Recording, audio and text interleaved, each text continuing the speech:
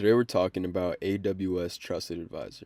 Here's what we're going to cover: what AWS Trusted Advisor is and how it works, the 5 categories of checks, the free tier versus business enterprise support differences, how to view and act on recommendations, and the common use cases and pricing. So AWS Trusted Advisor is a service that inspects your AWS environment and provides real-time recommendations to help you follow AWS best practices. So think of it like a health checkup for your AWS account.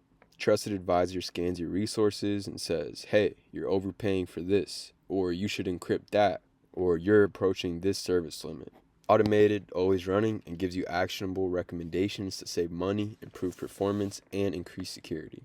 Trusted Advisor checks your account across 5 categories. First being cost optimization, which identifies ways to reduce your AWS bill, like with idle or underutilized EC2 instances, unattached EBS volumes, unused elastic IPs, or RDS instances with low utilization. So for example, it would say something like, this EC2 instance has been running at 2% CPU for 2 weeks. Consider downsizing or stopping it. Next is performance. It gives you recommendations to improve speed and responsiveness, like high utilization EC2 instances that need scaling, CloudFront optimizations, or EBS volume configurations. An example would be it saying, this EC2 instance is running at 95% CPU.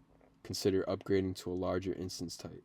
Third is security, which flags security vulnerabilities like S3 buckets with public access, security groups with unrestricted access, IAM password policies, or MFA not enabled on root account. So an example would be it telling you that your root account doesn't have MFA enabled and to enable it now. Fourth, it checks for fault tolerance and it gives you recommendations to improve reliability and availability.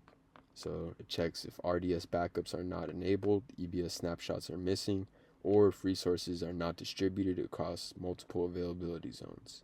An example of this would be it saying, this RDS database doesn't have automated backups. Enable them now for disaster recovery. And last is service limits. So it warns you when you're approaching AWS service limits like a VPC limit, EC2 instance limit, EBS volume limit, etc. An example of this would be it telling you you're using 78 out of 100 VPCs. You're approaching the limit. So the free tier versus business/enterprise support. The free tier gives you access to 7 core checks: S3 bucket permission, security groups with unrestricted access, IAM use, MFA on root account, EBS public snapshots, RDS public snapshots, and service limits. Now the business or enterprise support gives you access to all the checks, automated notifications via CloudWatch events, programmatic access via API, and AWS support API integration. So for production accounts, business/enterprise support unlocks the full value of Trusted Advisor.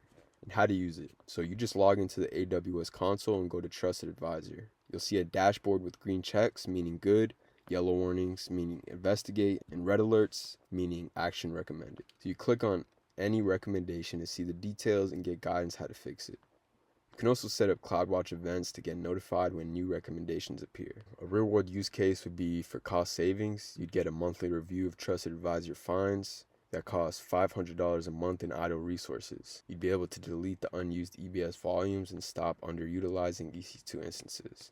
Or for a best practices check, if you're new to AWS, you'd use Trusted Advisor as a checklist to ensure you're following the best practices from day one. So for pricing, the basic/free tier is free for 7 core checks. The business support starts at $100 a month, and enterprise support starts at $15,000 a month. So that's AWS Trusted Advisor. Automated best practice checker that helps you optimize cost, performance, security, fault tolerance, and service limits. If you found this helpful, let me know, and I'll see you in the next one.